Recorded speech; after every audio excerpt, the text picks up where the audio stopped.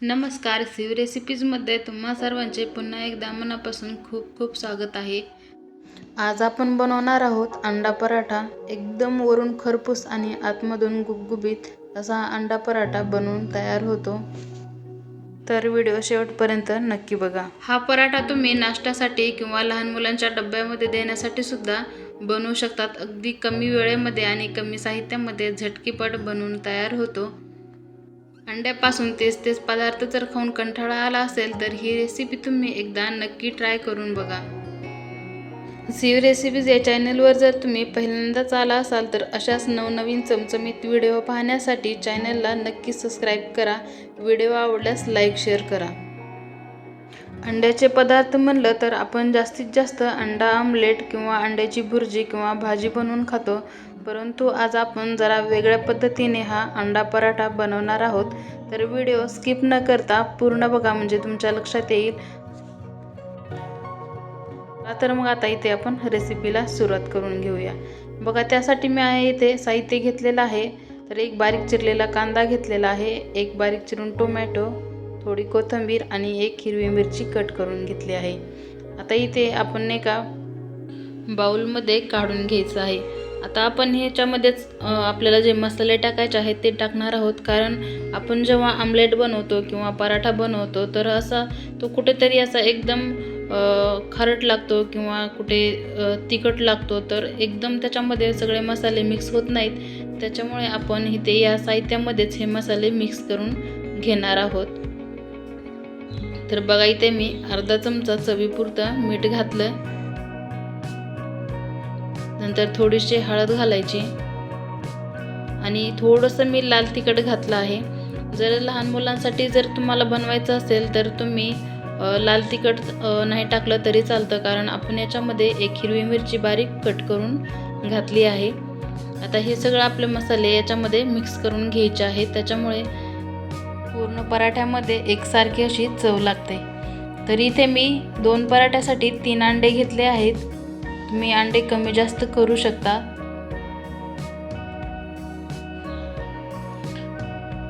तर आता हे सगळे आपण टाकलेले अंडे याच्यामध्ये आपल्याला पूर्ण मिक्स करून घ्यायचे आहेत।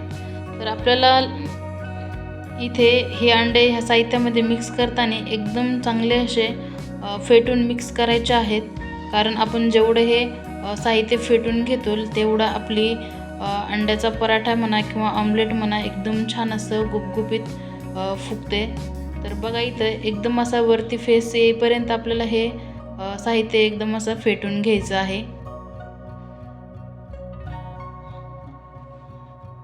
तर मी हे पराठा बनवण्यासाठी इथे मी गव्हाचं पीठ घेतलेलं आहे।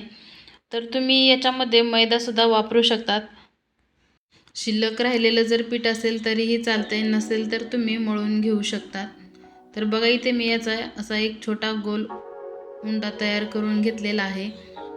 तो आपल्याला इथे एकदम आपण साधी जशी पोळी लाटतो, चपाती लाटतो तशी लाटून घ्यायची आहे। याची आपल्याला तेलाची घडी वगैरे काहीच करायची नाही, एकदम अशी सिंपल चपाती आपल्याला लाटून घ्यायची आहे।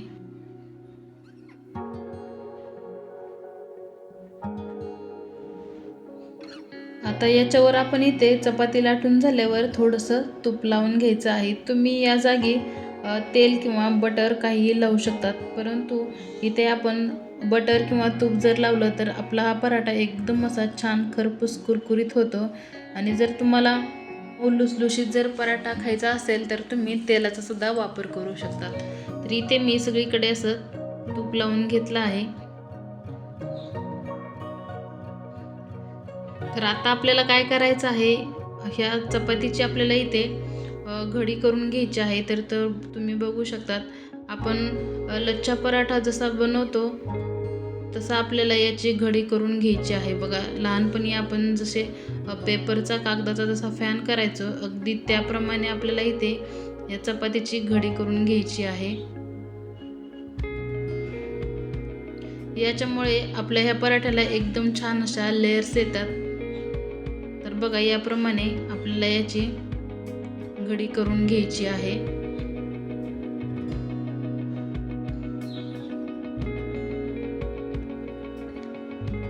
आणि आणि नंतर याला आपल्याला असं थोडंसं दुमडून असं गोल करून घ्यायचं आहे.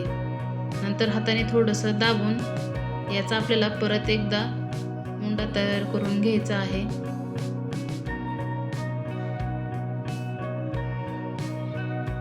आणि परत एकदा पिठामध्ये मिक्स करून आपल्याला हा पराठा इथे लाटून घ्यायचा आहे.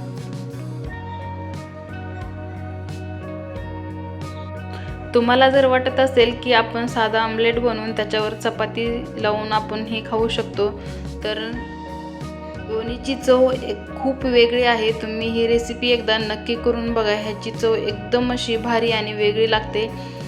तर खूप फरक आहे दोन्हीमध्ये. तर ही रेसिपी तुम्ही एकदा नक्की ट्राय करा. तर बघा, याप्रमाणे इथे मी असा आपला पराठा लाटून घेतलेला आहे.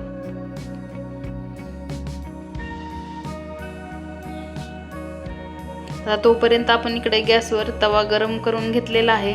तर तव्यावर मी अगोदर 1 चमचा इथे तूप टाकून घेतला आहे आणि त्याच्यावर हा पराठा आपल्याला टाकायचा आहे. तर गॅस आपल्याला एकदम असा मिडियममध्येच ठेवायचा आहे. जास्त गॅस आपल्याला इथे फुल करायचा नाही. तर बघा, थोडंसं अर्धा मिनिट एक साईडनं पराठा शेकला की आपल्याला पराठा पलटून घ्यायचा आहे. नंतर परत वरतून मी 1 चमचा तूप लावला आहे आणि परत एकदा असंच पलटी करून घेतला आहे. आपल्याला इथे गॅस अजिबात फुल करायचा नाही. एकदम लो मिडियमवरच आपल्याला हा पराठा इथे खरपूस रंगावर असा भाजून घ्यायचा आहे. त्याच्यामुळे एकदम छान असा याला कुरकुरीतपणा येतो. तर मी इथे अजिबात गॅस फुल केलेला नाही, गॅस कमीच ठेवलेला आहे. तर दोन्ही बाजूनी असंच आपल्याला तूप लावून हा पराठा भाजून घ्यायचा आहे.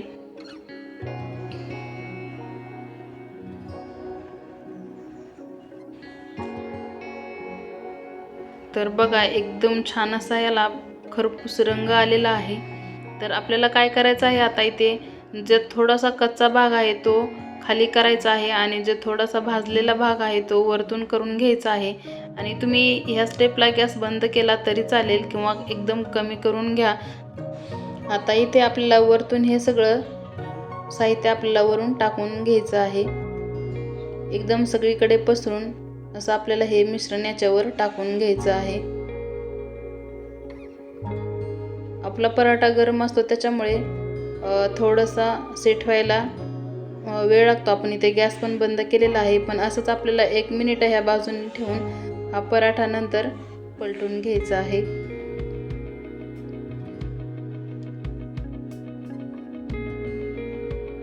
तुम्हाला जेवढं पाहिजे तेवढं याच्यावर तुम्ही हे मिश्रण टाकून घेऊ शकता. तर पलटी करताना आपल्याला इथे एकदम हळू पलटी करून घ्यायचं आहे. जास्त जोरात करायचं नाही, एकदम हलक्या हाताने इथे आपल्याला हा पराठा पलटी करून घ्यायचा आहे.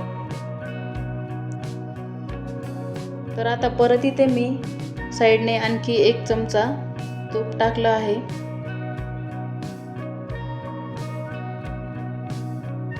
आणि वरतून सुद्धा परत याच्यावर आपण तूप लावून घ्यायचं आहे.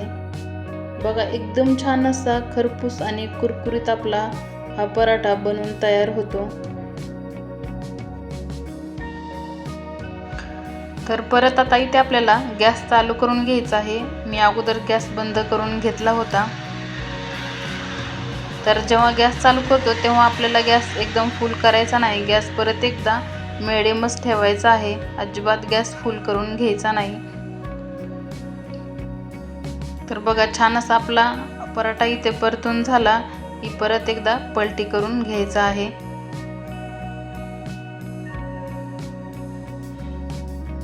बघा, छान असा आपला पराठा इथे परतून तयार झालेला आहे. आता परत त्याच्यावर आपण इथे एकदा आणखी वरतून 1 चमचा याच्यावर तूप टाकून घ्यायचं आहे. तूप असं पूर्ण इकडे तिकडे पसरून घ्यायचं आहे. आणि असंच आपल्याला हा पराठा 1 ते 2 मिनिटं एकदम लो मिडियमवर आलटून पलटून घ्यायचा आहे. एकदम छान असा कुरकुरीत आणि गुबगुबीत बनून हा पराठा इथे तयार होतो. तर लहान मुलांसाठी तरी ही रेसिपी एकदा नक्की ट्राय करून बघा. तुम्ही याला सॉससोबत किंवा चटणीसोबत कशासोबतही खाऊ शकतात. एकदम असा छान लागतो. लहान मुलांना याचा रोलसुद्धा करून देऊ शकतात. लहान मुलांना जर आवडत असेल तर तुम्ही रेसिपी एकदम सोपी आहे, नक्की ट्राय करून बघा. व्हिडिओ आवडल्यास लाईक शेअर करा. पुन्हा भेटूया अशाच एका नवीन रेसिपीमध्ये. तोपर्यंत मस्त खा आणि मस्त राहा. पूर्ण व्हिडिओ बघितल्याबद्दल खूप खूप धन्यवाद. थँक्यू.